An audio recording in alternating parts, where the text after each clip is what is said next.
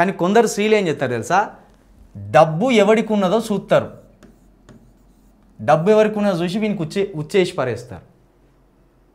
ఇప్పుడు ఈ కిలాడి ఇలాంటిదే, ఈ కిలాడి మనకెరేయాలని చూసింది నిన్న. చిలుక ప్రవీణు నమ్మితే గొంతు కోసినా కూడా పోనీలే అనుకుంటాడు, కానీ కోసేది మోసగత్తే అని తెలిస్తే తాట తీసిపడేస్తాడు.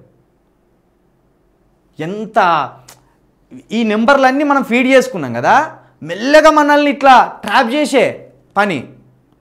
ఇట్లా మెసేజ్ పెడతాను డిలీట్ చేస్తాను, ఎవరురా వీళ్ళు అనుకునే వరకు కథం షెఫీ కానీ టీం లేడీనే, బాయ్స్ కాదు లేడీనే. బాయ్స్ తోటి ఎప్పుడు ట్రాప్ చేయరు.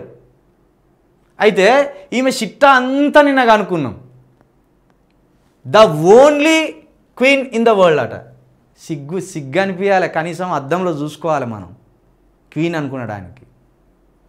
ఎన్ని మోసాలు, ఒక వ్యభిచారితో తిరుక్కుంటా, ఒక వ్యభిచారి మాయలో పడి క్వీనా.